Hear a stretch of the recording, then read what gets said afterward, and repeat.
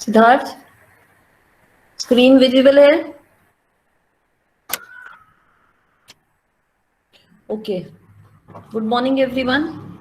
So yesterday we have gone through the various GIS functions where we have seen different kinds of spatial analysis related functions. So initially in the previous lectures, what we have done, we have studied the basic introduction about GIS, the various operations, various components of GIS and various application areas of GIS. Along with that, we have also studied the spatial data, its structure, its types, and non-spatial data, its structure, its types. Okay, now, yes, in yesterday's class, we have also covered the basic GIS functions. So we will briefly revise it, and then we will be going through the raster overlay or raster analysis functions also. So the content for yesterday's and today's lecture, basically we will be performing in today's lecture the overlay analysis, neighborhood operations, and connectivity analysis.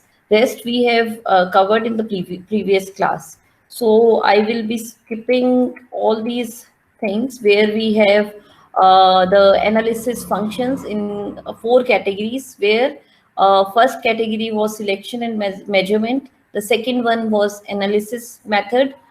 The third one is neighborhood operations, and the fourth one is the connectivity analysis.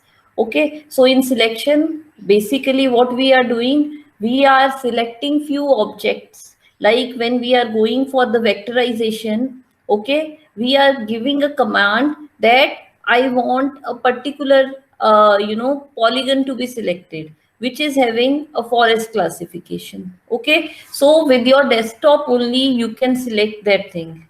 One option is that. The second option is that we can open its attribute, and we can give a command that that the object which is having this serial number 1, they can be all selected, or ID number 1. Okay, so we can give a command in terms of your raster calculator, or in vector, the selection option we can go for, and then we can get the selection done for all that data sets, whatever you are requiring. It can be based on the different IDs which you have provided to categorize different features, or it can be a feature name, like whether it is a forest, whether it is a settlement. So based on that also you can select. So that depend on your objective or your preferences. Then we can also go for different kinds of measurements, like we can calculate the area of the feature, we can calculate the distance of that particular feature. Okay, that all we have studied in previous lectures, that what all we can do. Like in your topography we have gone through, we can go for a different kinds of analysis, like containment of polygon in a polygon, or distance between 2 points, or the distance between one road to another road. So these kind of measurements also we can do in case of these functions. So we have tried to categorize where the first thing, the initial things which from which where we initiate the analysis, different analysis. Now after vectorization of the things, we go for different kinds of analysis. Now analysis include various functions where we have the selection and measurement, where we can select for some point or this line feature, and then we can go for how much this road is having distance from a particular house or from a particular village. Then we can also go for the overlaying of multiple layers in a single platform, and then we can perform any kind of overlay analysis, whether it can be a multiplication of those layers, it can be the addition of those layers for displaying all the things in a single platform. Then we can also go for the neighborhood operations. In neighborhood operations, we can calculate the things on basis of different objects which are in and around of these particular things. You can talk about the interpolation function, where we have the rainfall distribution data, village wise, but we want to analyze for a complete district. So we have the data set in terms of different points. We can interpolate that data set for the complete area, and we can have the zones decided by that interpolation techniques. On which background that interpolation and technique works, that works on the neighborhood operations. So we have different kinds of neighborhood operations which we will be studying in today's lecture. Then we have the connectivity analysis also, where we can go for different kinds of networking analysis. Okay, where we can have the analysis like how much these what is the shortest mean. Okay, so selection and measurement, I have told you. So this you can, I told you in on two bases. You have you can do it. One on the basis of the attributes, which is the non-spatial data, which is attached by those things, and one on the basis of the spatial selection. Then in case of attribute, we have different operations which can be performed in these terms. They are attribute query, they are the functions which are based on the algebraic functions, where we have and, or, nor, or extract functions. Then we have algebraic function, where we can compare to the data sets, which is higher value, which is lowest value, which is equals to A or B, or which is greater than this value. So these kind of algebraic functions we can also perform through different attribute queries. And other than this, there are many arithmetic functions also which can be performed, where we are talking about the addition, multiplication, or equals to, or division of the different things. So these kind of analysis we can go for. Then spatial analysis, I have told you that different kinds of queries can be done, different kinds of measurements can be done with related to the length, area, and the parameter of the areas. We can also go for the transformation of different data sets. We can convert one data from the another platform to another platform which is required by me. For example, I have a satellite image. I want data to be mapped on that satellite, using that satellite image.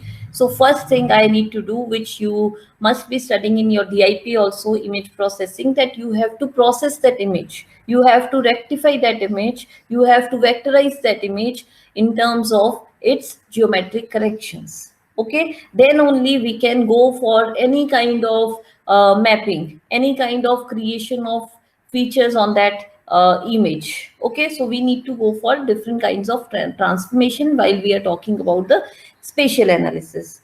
Then we have the descriptive summaries. Now based on these transformation, based on these different operations, we can go for different kinds of descriptive or optimization related studies.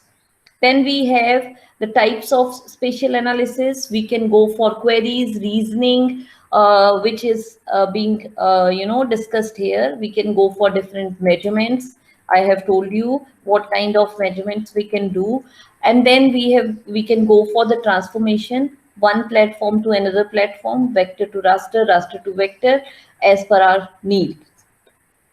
Then we can go for the creation of descriptive summaries based on the previous operations, where we are talking about the measurements, where we are talking about the transformation of different data sets.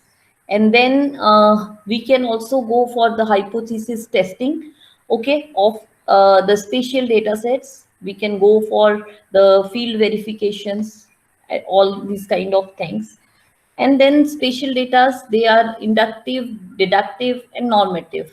Okay, we can include the things into those data sets which you are creating, or you can go against the theories. Like if somewhere there is a theory of water potential zone, so later on, if maybe you are pursuing the same kind of study, you may get a result that no, this is not a potential zone area. As per the previous studies, it has been shown that this has the maximum potential of water, conservation. But here, as per my studies, it is not showing that. So that kind of studies, they are deductive, and then normative studies, where we can go for the adoption of better designs and better description of the data sets. Okay, then the spatial selection, this also we have done. Now I have briefed you what we have studied in the previous lecture. Now the main function, that is the overlay analysis, the third function. Okay, now what is overlay? The map overlay is very important technique, okay, where we can multiply open up the layers in a single platform. Now map overlay is an important technique for integrating data derived from various sources, and perhaps is the basic key function of GIS data analysis and the modeling surfaces. Okay, so as per the definition, the map overlay, this is very important technique where we are integrating various layers in a single platform with using different kinds of modeling, or for conducting different kinds of analysis on this layer which we have overlaid. So what do you mean by different data sets integration and different layers overlaying in together? So like whenever we are going for any kind of maybe the water resource mapping, or maybe the natural resource mapping, so it is consisting of various layers. Okay, whenever we are going for any kind of management, whether it is related to natural resource, water resource, forest resource, so there are many components which are playing an important role in the formation of those resources. ठीक है ना? अगर we are talking about the forest resources, so there is a role of soil of that area, so we need to take the layer or the data which is based on the soil type of that area. ठीक है, we need to take into consideration the topography of that area. We need to take care the climatic parameters of that area. Okay, we need to take care the the historical forest types in that area. Okay, we need to go for the change direction or the temporal images of that area, so that we can know the change about various things in that particular area. So we are opening, or we are overlaying this all layers in a single platform, and then we go for the overlay analysis. Now with overlay analysis, we can get a single image which is having all the influences related to soil, related to your topographical condition, that is to slope, aspect, elevation, your temperature parameter, where we are talking about the rainfall, where we are talking about the temperature. Okay, so these are different climatic data sets. So we are opening them, we are overlaying them in a same platform, different layers, and then we are going for overlay analysis, and then in a single form we are getting an image in such a way where we have all the things in a single platform. Then map overlay process, by which it is possible to take two or more thematic steps. This is what I have told you. We are able to open up one or more than one themes in a single platform, and we can come out with a composite new layer in a form of output. Okay, where we have all the influence about all the layers. Now you can see here in this image, ठीक है ना, where we have different layers, different 4 layers, you may have 10 layers.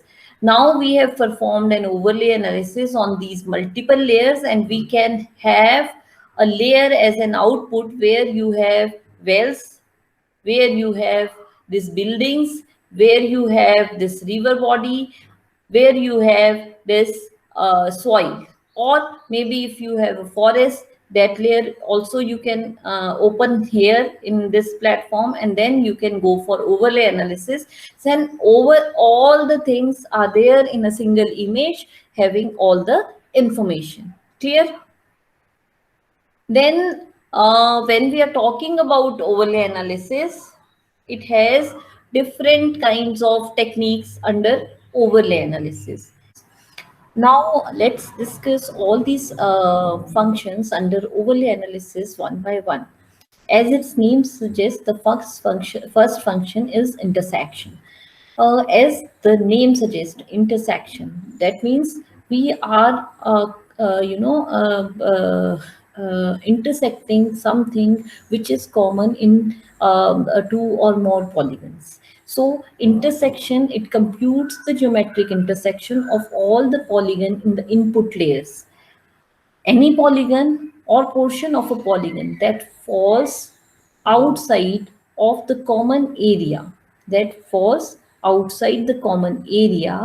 is discarded from the output layer. So the outside the common area, any portion which falls under the outside of this any polygon, whether it is input or output, whatever is this uncommon area, that is being discarded, and which is common area, that is being taken out as a output layer.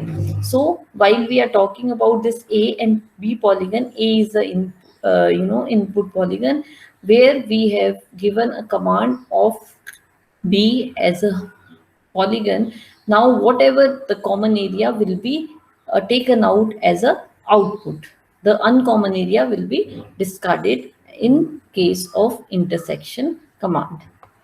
So this will be the output of intersection command when we will go for intersection of these two A and B polygon, right?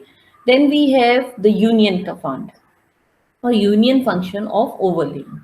When we overlay two layers A and B, when we go for the union option, we combine the features of input polygons and all the polygon. Okay, all the polygons from the input layer are in the output polygon. It can also process as combine the attributes of the polygons. Now what will happen here? It will combine all the things of A and B. That means whether it is common or uncommon. It will combine the complete polygon as one polygon, and it can be called as A polygon only. Otherwise, it was A and it was B. And this part was a common part of A and B. But while after union, you will see the attributes of this output polygon. It will be the one polygon, that is in this color. Okay, so it will combine all the features of A and B in a single layer, and all the common and uncommon area, whatever the coverage of A and B, that will be completely being shown in the output layer. Now the third option is clip. Now in case of clip, we are taking out all the things which are not falling in the uh, input layer, which we have used as a clip feature. Okay, so clip, it removes the common area of A and B. Okay, clip, it removes those features or the portions of the features which are falling under the input overlay layer. Okay, so we, that means we are extracting only that portion of the feature which is not covered by the input feature. So other than the area which is covered by B, okay, which is covered by B, that is being clipped out, and that is your output layer, which you can see here in the purple layer also. So in case of intersection, we are taking out the common area of two layers. In case of union, we are clubbing all the properties of A and B in a single layer. And in case of clip, we are taking out all the uncommon area of the image A, okay, which is the output of this. So this is how these all operations are overlay analysis are different from each other. Then we have vector overlays. Okay, then we have the vector overlay. Initially we were talking about the different overlay operations, or maybe common overlay operations. Now we will specifically read for vector and raster. Now vector overlay operations or vector GIS display the locations of the object stored in in the form of points, lines, or polygons. Okay, so attributes and entity types can be displayed in varying colors, line patterns, or point symbols. So based on the vector overlay analysis, we have basically different types of operations which we can perform under vector overlay operations. First is the polygon on polygon layer, where the polygon is layer is superimposed on another polygon layer to create a new output polygon layer, or and the resultant polygons may contain some or all of the attributes of the polygon that they have created. Okay, like we have discussed in the previous common functions. Okay, so several polygon on polygon overlay exist, and they include the intersection of A and B, the union of A or B, and the clipping of A and B, which we have discussed as a common function of overlay also. So when we are talking about this polygon and polygon, we are talking about the union, intersection, and clipping function as far as the different overlay analysis on polygon are concerned, which can be called when we are uh, giving a command of intersection, that is A and B, and then A or B when we are saying that is union, and when we are talking about the clipping, we are talking about A, not B. Okay, only A, not B. Clear? So these or nor, these are also called as different commands of intersection, which you will find directly there in your softwares also. Then the Boolean operators work both on the attribute table and the geography. Means these or three function where we are talking about the union, intersection, and clipping, they can be applied on the this raster or vector data. They can be applied for the attribute data, your non-spatial data also. We can go for the merging of different non-spatial data on the basis of their characteristics, on their IDs, that we want a single polygon of maybe complete forest area. Okay, that may be dispersed in complete layer, but we can give a command that merge all the IDs which are having one, which stands for the forest. Then the second, in case of vector analysis, overlay analysis, is point on polygon, where we have points on the polygon. Okay, now in this case, the layer of point features is superimposed over a layer of polygon features. Now these two layers produce a point layer that includes the attribute from the surrounding input polygons. So here we can have an output where we have points on polygon. Okay, now here the one other point of attributes can be aggregated, or where we can go for the sum of two things and average of same things. Then it also include the attributes in the polygon data file. Okay, so basically in GIS, if you see, we have a spatial join function. Okay, where we are spatially and non-spatially based on the spatial join, we are connecting both the properties, where we are including the attribute data with their polygon files. So this is all about the point in polygon feature. The third one is the line on polygon, which is similar to the point in the polygon, but here in case of line on polygon, the lines are superimposed on the polygons. Now this type of spatial joins either joins the polygon attribute to the line feature, polling within them, or it counts and aggregates the line attributes to the polygon layers data file. Okay, either it can be clubbed with the polygons with the line feature, or the line information can be aggregated with the polygon data files. So we have three types of vector analysis, overlay analysis. One is point polygon on polygon, one is point in polygon, and one is line on polygon. Okay, then we have the overlay operations, which specifically related to the raster data sets, where we are talking about the grids and the cells. Okay, so raster data sets are represented by grids. A point is represented by a single cell. A line is represented by layer, string of cells, and by a group of cells. Where we are talking about the overlay analysis can be performed by using a map algebra or mathematic units. Okay, where we can go for the multiplication, the subtraction, the addition, the multiplication, and the division of the different output values.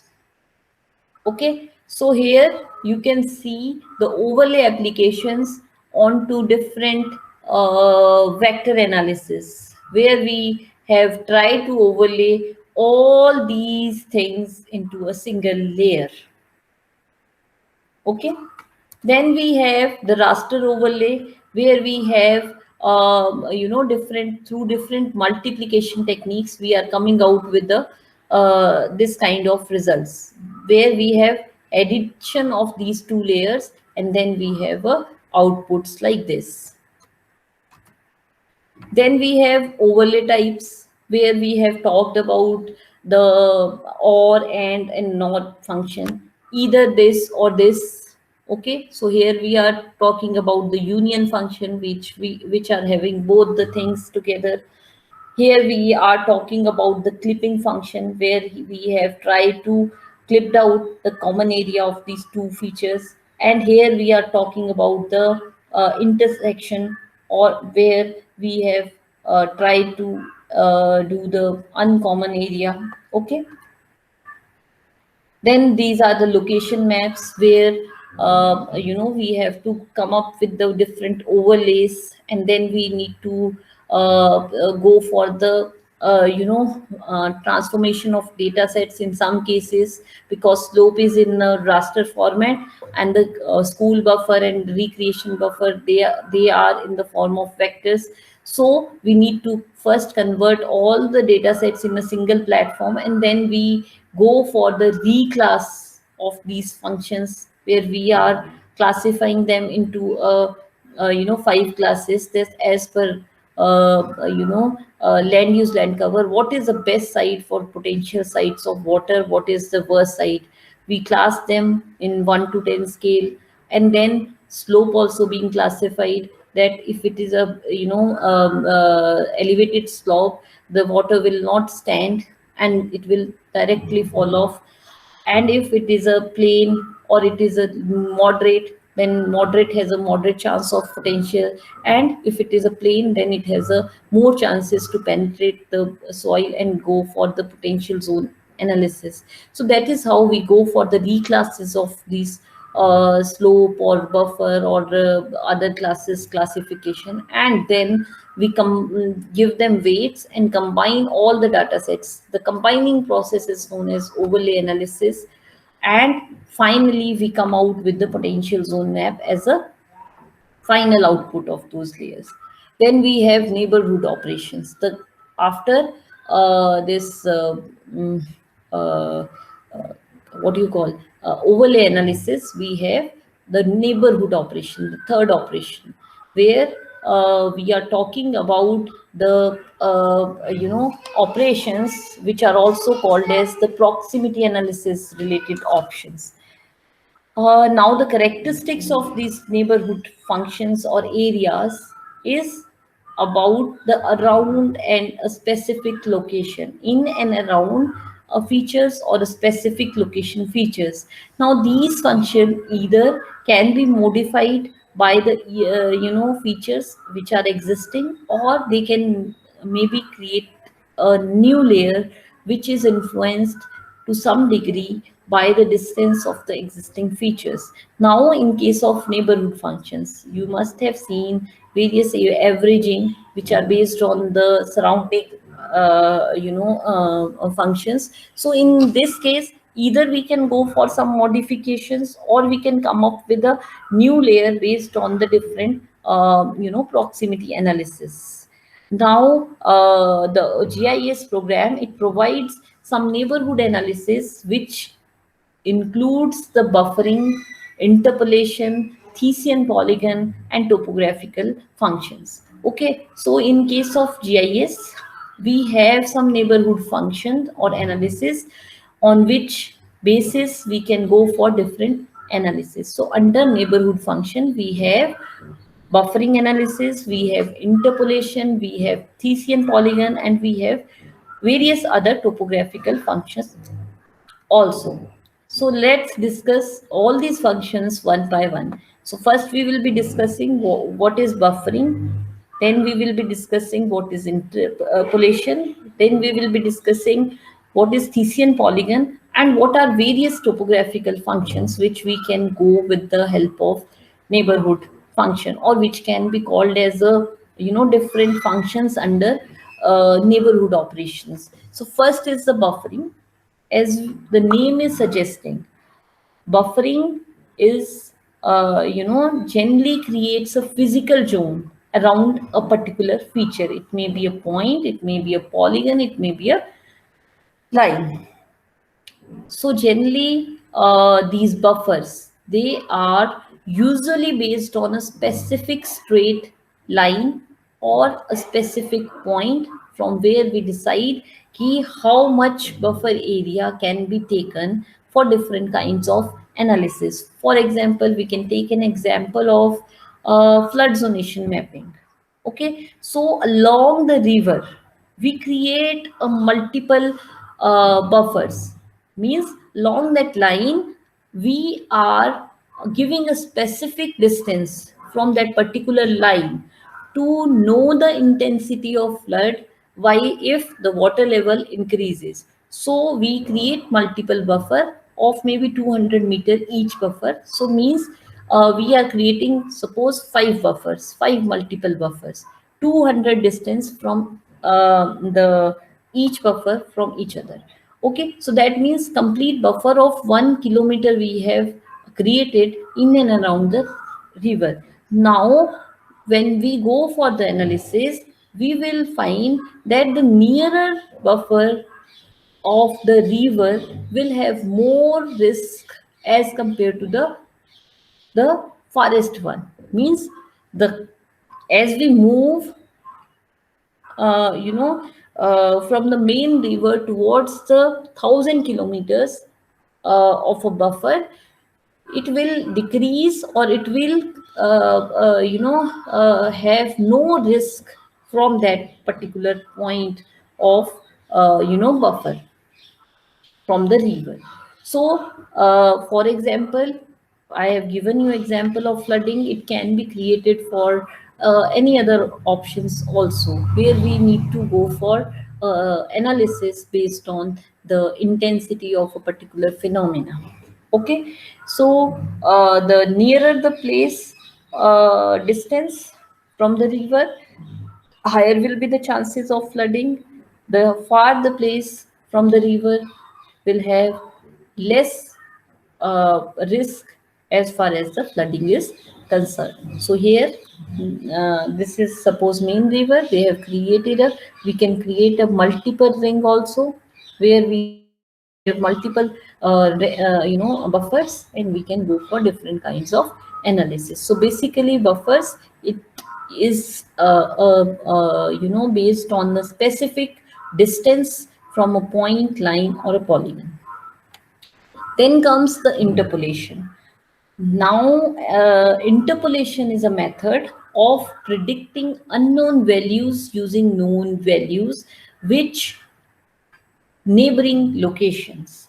Okay, so suppose I have given you in the example in the beginning also, ki while we are applying this interpolation technique, suppose we have a population density of the different villages. Okay, so based on these villages, we can have an idea about the intensity of the population in complete district also. We can interpolate those points, and we can have after interpolation, we can have an image like this, where the darker area may show the areas having high population, because there is a concentration of population, points are more.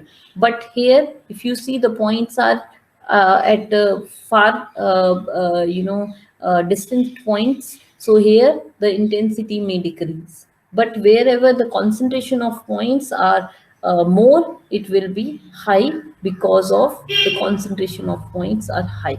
So it is based on the intensity of points, and we, based on these points, we interpolate the things, and we go for the analysis of the intensity of different things. It can be done for the temperature points, soil characteristics, for elevation related things, like we have a trig heights of different points. We can interpolate the things, and we can have an idea that this place may be having, where the trig heights are more, maybe there are high elevated areas as compared to where the points are different. So that means there are the places of same height has been moved.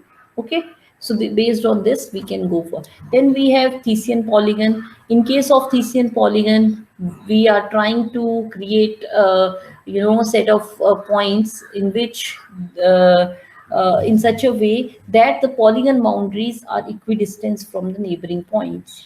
For example, we have a high concentration of points. The polygons may be of small size, but if the polygons are on far distance, then maybe the boundaries of polygons are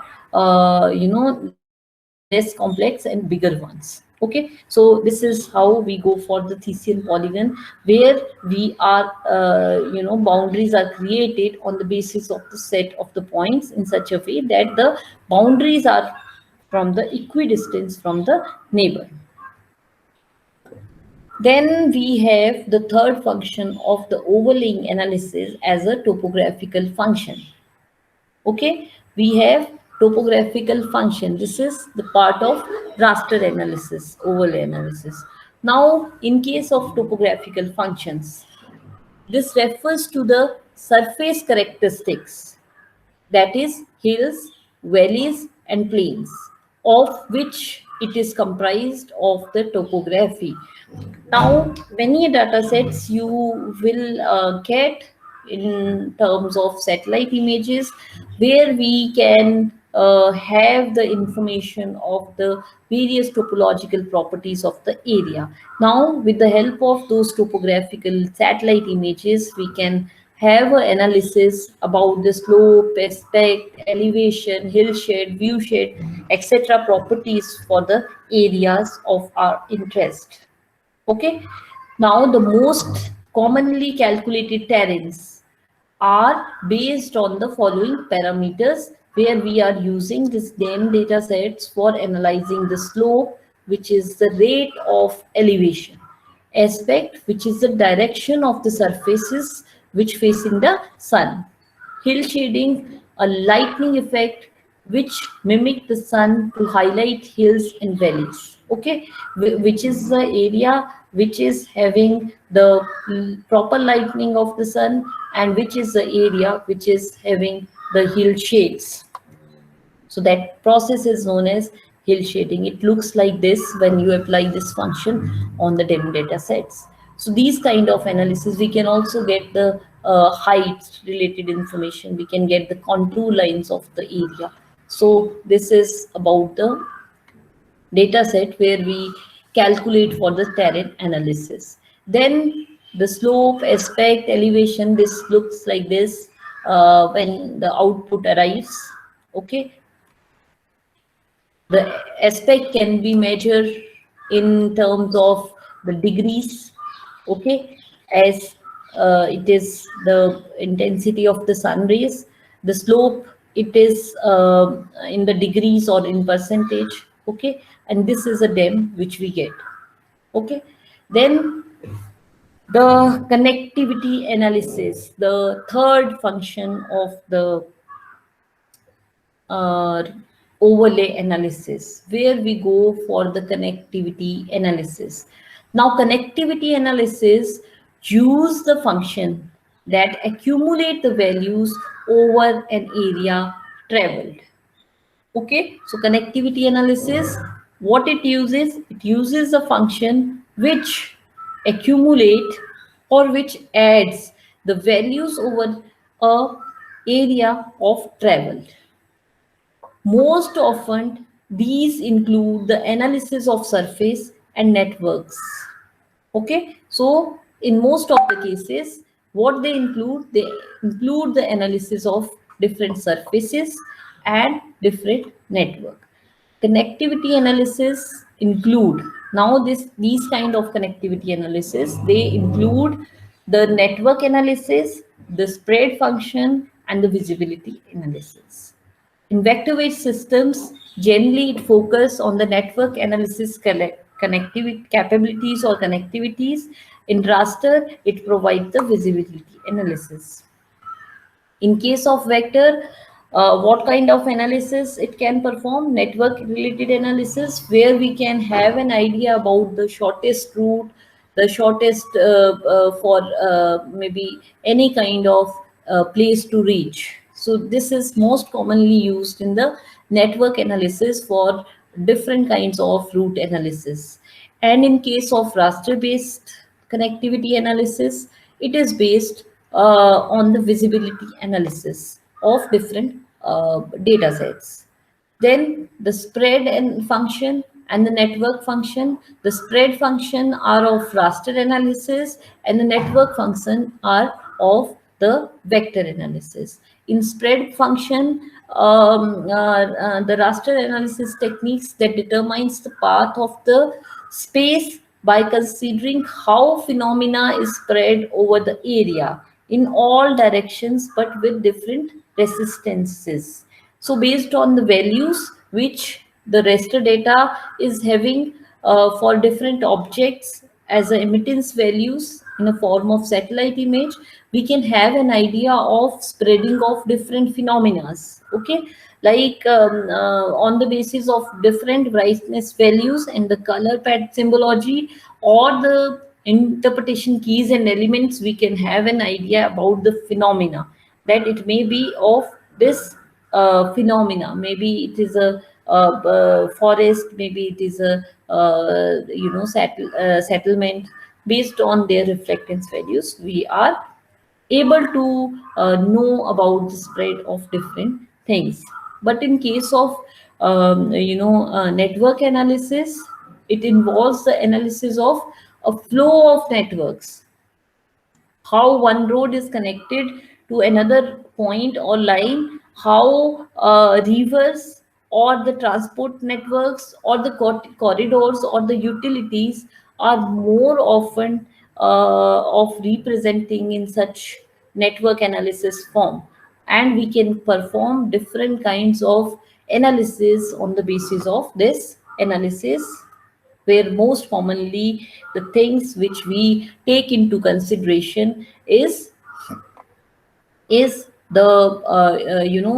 utility and transport mapping for different kinds of time and distance analysis. We are using these kind of things. Okay, so this is all about the different spatial analysis, where we have studied four major things related to the measurements, related to the overlay analysis, related to the neighborhood analysis, and finally the network analysis.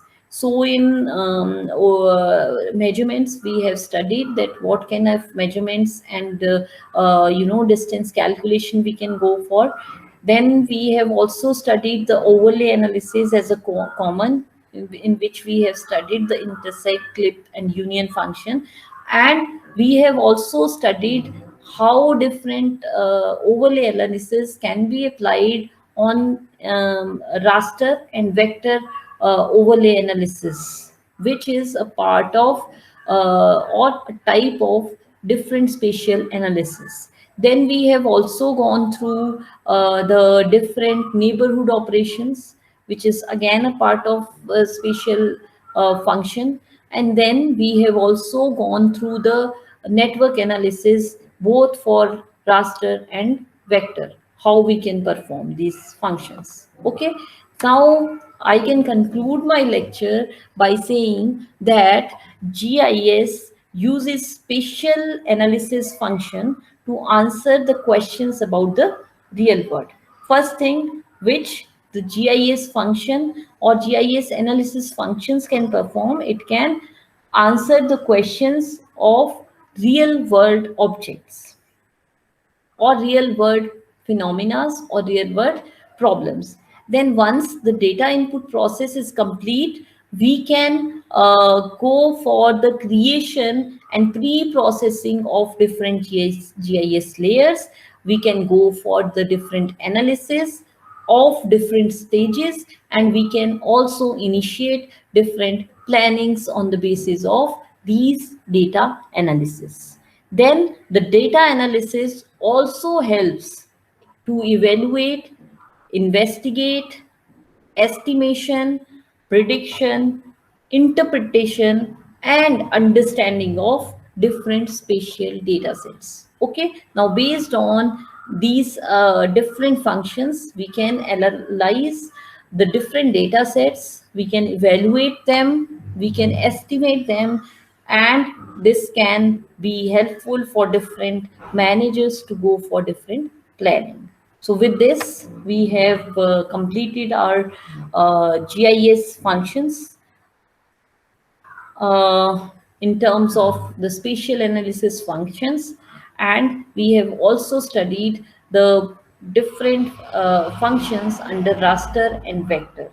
So with this, I have concluded my lectures, and tomorrow we will again start with some new topics of maybe GIS analysis or GIS errors and GIS mapping related things. So these are some MCQs. which are based on your this thing lecture of today's. So with this, I am concluding my lectures, and we will meet tomorrow again. Thank you so much.